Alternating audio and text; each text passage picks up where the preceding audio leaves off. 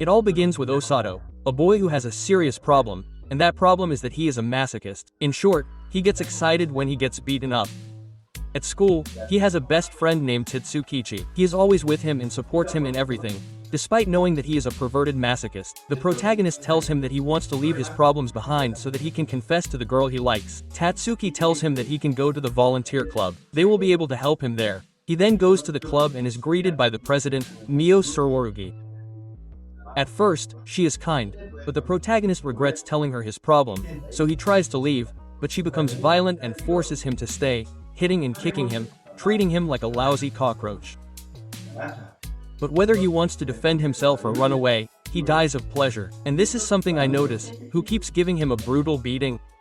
She tells him to tell her what he wants and she'll grant him any wish.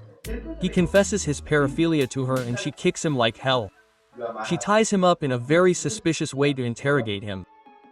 I forgot to mention that Arashiko Yuno, a girl with an aversion to men, is also in the club. Well, after beating him up, Mio promises to cure him. On the way home, Tatsuki confesses that he will manage to cure himself in order to confess his love to the girl he likes so much. Later at work, he sees the girl he's in love with, but she runs away when she sees him. I should mention that he hasn't met her yet, he only sees her when she comes shopping. The next day, Mio shows up with a bat and a bunch of balls ready to cure him.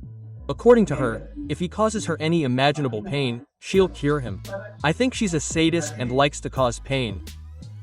Well, the protagonist realizes that with those blows he can go to the afterlife, so he runs away to avoid being hit, but she grabs him and hits him brutally with a ball that sends him to the infirmary. When he wakes up, Yuno is taking care of him. She is furious and hates him knowing that he is her masochist.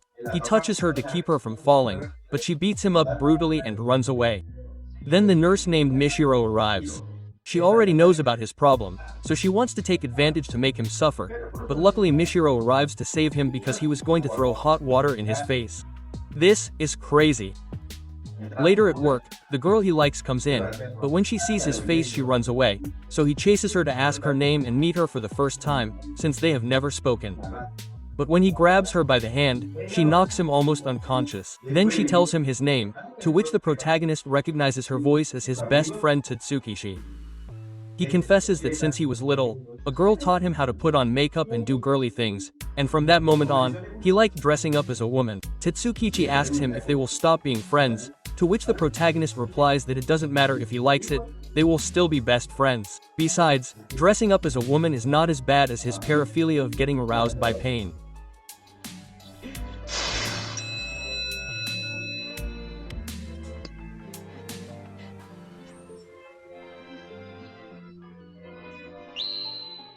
Shortly after, he meets Juno at the train station. Upon seeing her, he decides not to go in, since she was the one who caused him to become masochistic from beating him so much, so he decides not to get on the train with her. However, she doesn't get on the train either. After a while, he approaches her, but she acts very shy and scared.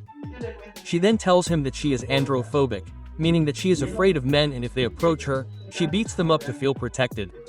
For this reason, she used to beat him up in the past. The protagonist tells her that it doesn't matter and gives her a drink. She realizes that the protagonist is a pervert, but he's not bad, so she decides to be his friend. Since she's afraid of men, she'll call him Tarodo like her deceased dog. That way, she'll imagine he's a dog, to which the protector gets excited upon hearing this and asks her to treat him like one. "You're a sicko, my friend." But then he regrets it when he sees how shady that sounded. However, she just laughs. Then she asks him for a favor to help her study for the exams. The protagonist accepts and the next day he takes Tatsukishi, dressed as a drag queen, and the other girls to study together. They spend a week studying like this until the day before the exam. And one of them thanks him for helping her study. Also, it seems that she fell in love with the protagonist when she sees that he cares about her. On the day of the exam, everything goes well. Later, Michiro tells them that she has some tickets to the zoo, to which Yuno is delighted to go. They arrange to meet up the next day. However, only the protagonist and Yuno attend. Mu then calls him to tell him that they will not be attending and that he will have to go on a date with Yuno, since they both have problems to overcome. She has androphobia and sumoism. The protagonist agrees to do so in order to help Yuno. She spends the afternoon watching animals, then they sit down for a while and he asks her why she is afraid of men. She tells him her sad story. It turns out that in the first year of high school she was very popular at school. One day, a very popular boy asked her out and due to social pressure she could not reject him, so they dated for a few days. However, he went to her house and tried to force her to kiss him. She fought back and cut his face, to which he beat her up. That is the reason for her androphobia. The protagonist tells her that he understands. It is not her fault that a bastard hurt her. After the talk, they both feel better and return home very happy. However, Yuno runs into her best friend, Yumi. She tells the protagonist that she has come to take Yuna to an all-girls school. The next day, Mio beats up the protagonist for not getting his act together and letting Yuno go to another school. So she entrusts him with the mission of making her change her mind. Shortly after, Yumi goes to the club to inform everyone that she will be taking Yuno. Mio tells her that she does not agree. Even so, now Yuno has to choose between her two best friends. Later, on her way home, she runs into the boy who ruined her life and is paralyzed. He threatens her and when she gets home she locks herself in and never comes out again. Taro and the other girls start to worry because she does not have her phone. Later, Tatsuki says that he saw her with a man. The protagonist remembers what happened and quickly goes to her house, where he finds her very traumatized. Although after pretending to be a dog, she calms down and tells him that the boy threatened her, saying that if she said anything about what he did to her in high school, he would make her pay. She was very depressed because of this. Taro gets so angry that she goes to confront the guy, finds him and tells him that she will beat him up brutally so that he will leave her alone, but he knows boxing and beats her back. Even so, the protagonist gives in and keeps getting up with each blow. Thanks to masochism, he is not afraid of pain. When they were about to knock him out, Mino appears and fights him off, giving the protagonist the opportunity to knock him out. Masiro and Yumi arrive shortly after. These two beat the guy up again and when he wakes up, they take an embarrassing photo of him. In the end, the protagonist takes the photo to Juno and tells her that the guy will not bother her anymore because if he does, he will publish her photo. The next day Yuno is very happy and tells the club that she has decided to stay in school. Upon hearing this, Yuno transfers to another school to be with the protagonists. Shortly after, Mio declares herself the protagonist. She asks him to be her boyfriend, so that she can cure him of his masochism. For this, Michiro plans their date. The next day they meet and the first thing Mio does is punch him for telling him that he was 30 minutes late. Afterwards, they both have a great time, eat ice cream and treat each other nicely. Meanwhile, Michiro gives the protagonist orders on how to proceed with the date. Later, while they were walking together, Tatsuki appears dressed as a woman. He tells Mio that she wants to be the protagonist's girlfriend, so she challenges her and dares her to kiss him to show that she loves him. But Mio gets angry and kicks him away. Later, Yuno also appears. She also wants to test Mio's love by challenging her to see who gets Taro. They both start pulling him to see who gets him. In the end, Mio manages to pull him and win. After winning, they continue walking and M starts to get a nosebleed. She then confesses to the protagonist that she has a terminal illness, although it was all an act because she was using tomato sauce. Upon seeing this, he proposes to her. She is followed and kidnapped, appearing in a church.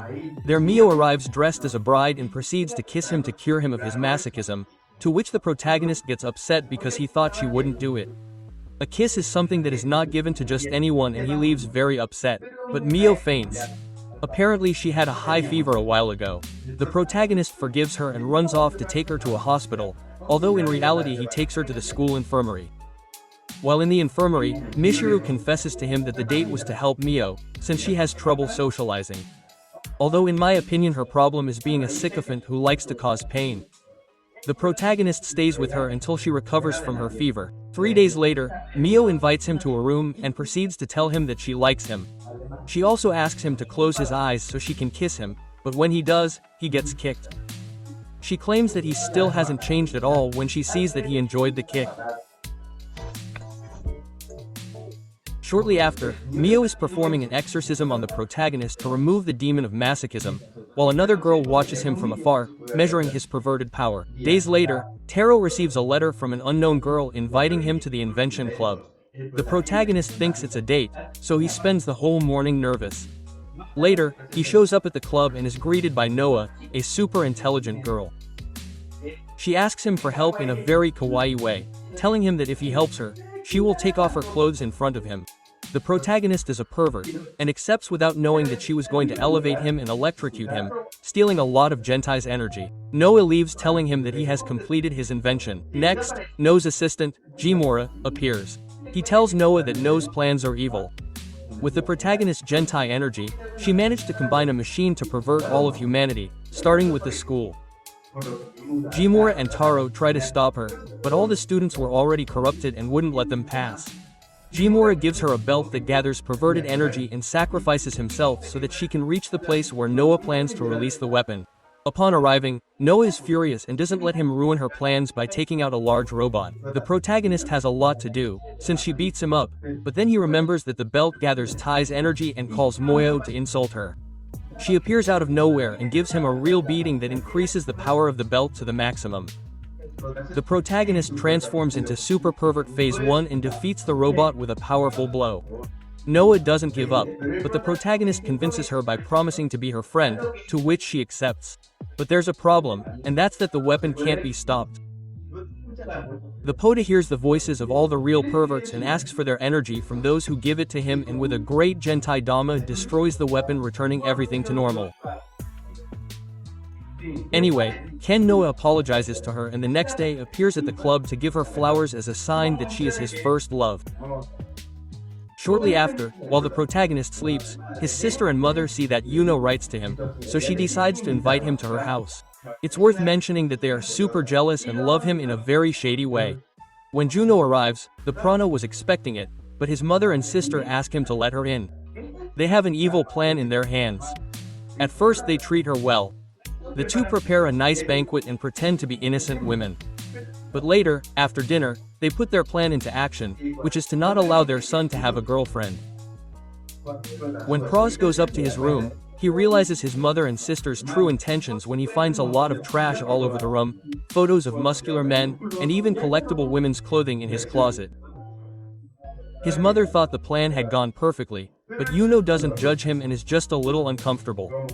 The protagonist apologizes to her for all the mess. He also apologizes for not noticing that they were alone. Since she is afraid of men, she asks to go down with her mother and sister. Then Yuno tells him that she is no longer afraid of him, and also thanks him for all the attention he gave her, and they even almost kiss. But unfortunately, the protagonist's mother and sister show up. In the end, Yuno tells her that she wants to have a happy family with the man she truly loves.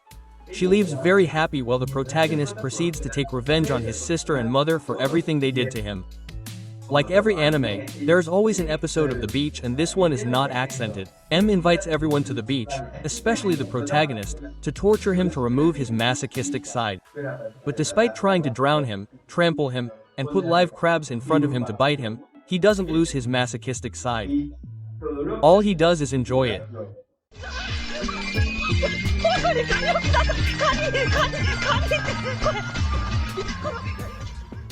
Tired, she doesn't leave the other tests for later. Juno asks the protagonist to go on a boat ride. While they enjoy the ride, a large shark approaches them and takes them away from the beach. The other girls are stunned. Meanwhile, the girls realize that it wasn't a normal shark, but a robot. It was driven by Noah, who came to ask Taro to play with her, but Yuno doesn't allow it. She gets jealous and tells him that she came first. Anyway, Taro tells her that she can play with both of them. She hasn't decided to play house, becoming the lover while Yuno becomes the wife. There are some crazy moments here, like when both of them fight over Taro. They act as if she really is the wife and the other the lover. The fight ends when the other girls show up. They also want to join in to play house. Seeing that they all had bigger bodies than her, she hasn't decided to use a drug that makes everything grow. But then her lolicon assistant shows up, who is possessed by the demons because he didn't use that substance. So the protagonist has to use his belt of perversion, and with a good beating from the girls he fills up with brutal energy with which he defeats Noan's assistant. The truth is that these chapters are getting more and more murky and weird. If you're enjoying the summary, don't forget to leave a like and subscribe. You can also follow me on my secondary channel called I Am Ragmaru. There I will be uploading crazy and personal things. You can also follow me on my Instagram as official Renmara.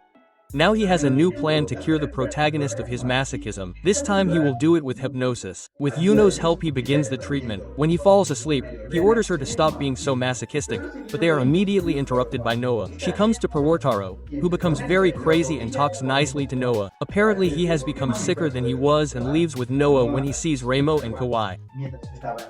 While in his room, he is surprised by Mo, who tries to hypnotize him again, but this time it doesn't go as planned because he wakes up more perverted than ever. Now he has the power to avoid being hit and wants to kiss every girl he sees. Michiro warns Mio that if he keeps trying to hypnotize him, he will stop being the same and will become something worse. But she tells him that he has to try to cure him one more time. This time she asks him to be a normal person.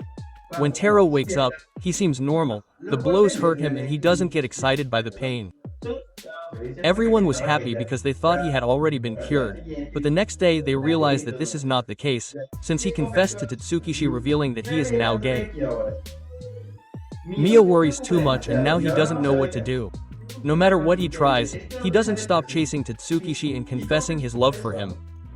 Juno is retro. She dresses up as a bunny to awaken his masculine instincts, but it doesn't work either. In the end, she approaches him and confesses her love, but since the protagonist is hypnotized, he doesn't pay attention to her. Instead, he spends his time talking about Tatsukishi. There are tears in his eyes when he realizes that their love will not be possible, but then Mio enters and beats him up so badly that his true masochistic instinct awakens, making him return to his normal state. Yuno confesses that she is happy to see him being the same even though he hasn't been cured.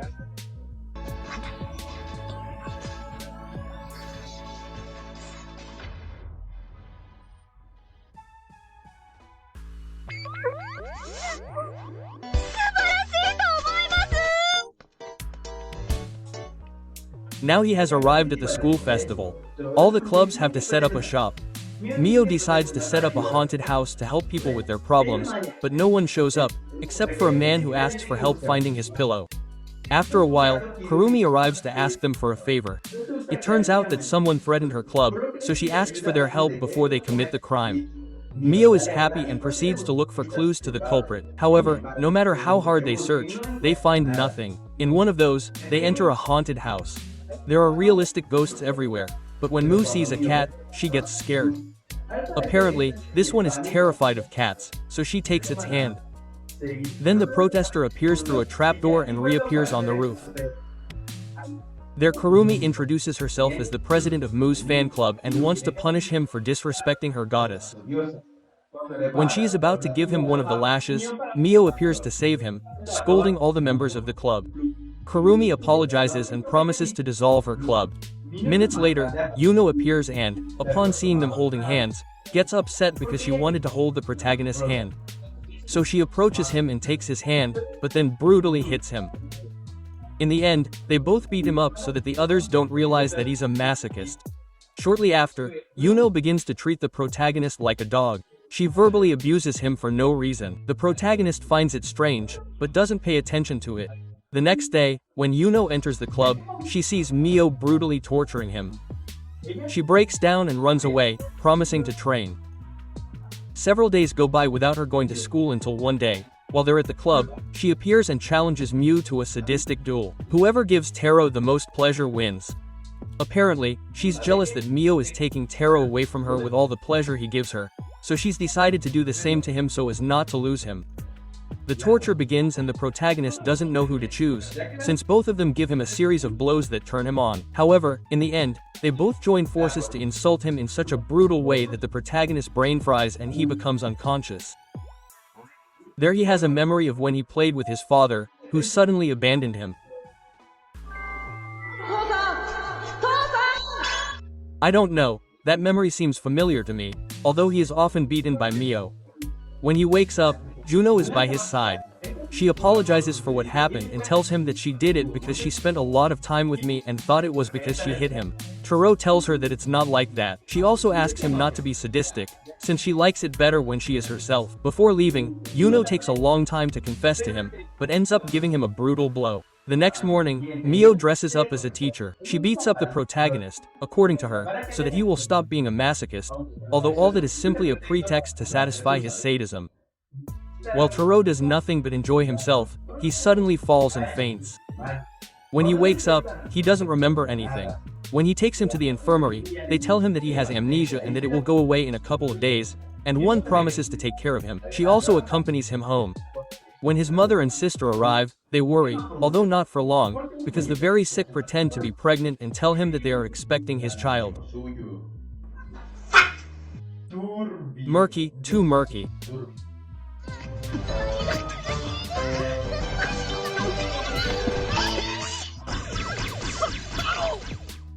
The next day, Yuno accompanies him, and on the way Taro asks her if they are a couple, since she has been helping him at all times, to which she nervously replies that they are.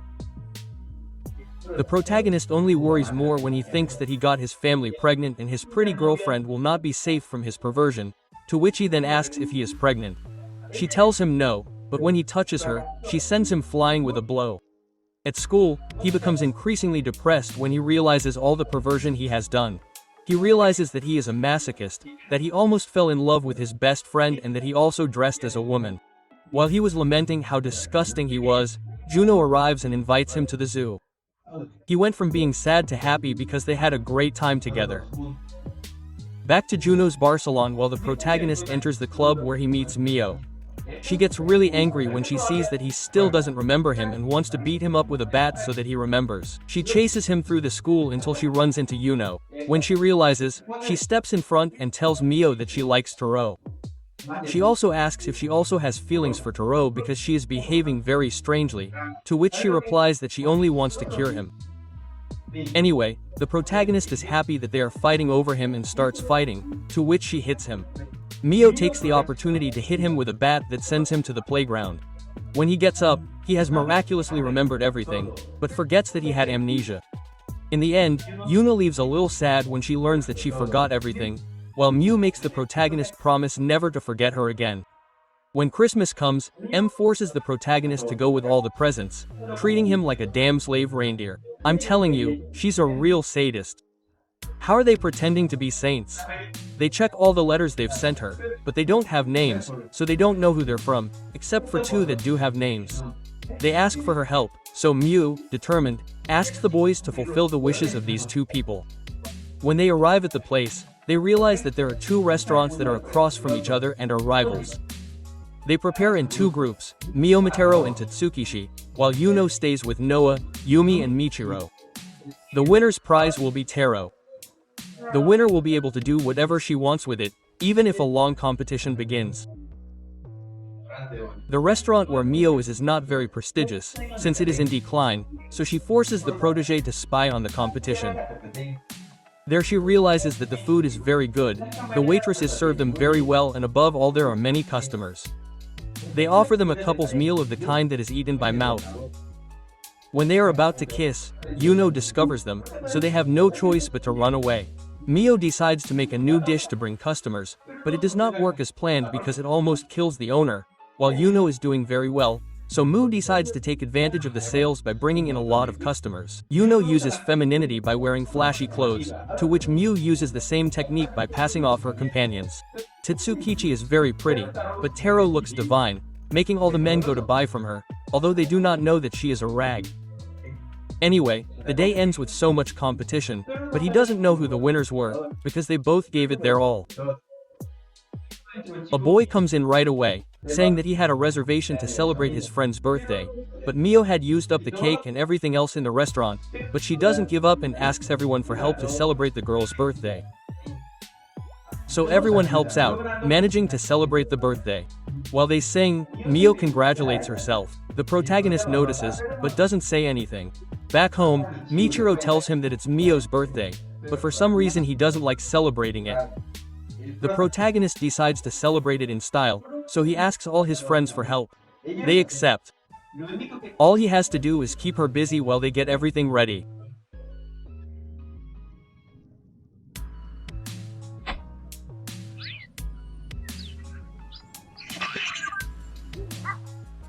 After a long race, the protagonist brings her back, where everyone was waiting to surprise her. Mio cries with happiness because they've never celebrated her birthday before. In the end, everyone is together celebrating and having fun with Mio. That's how M ends. I say it ends because according to the comments the author died and the following chapters are just 2-minute specials, which are not connected to an ending. If you want to see them, watch them and tell me about them, but that's it for the summary. I hope you liked the summary. If so, don't forget to leave a like and subscribe. Also follow me on Instagram as official Ranmar. See you in the next video. Bye bye, bye bye, bye bye, bye bye.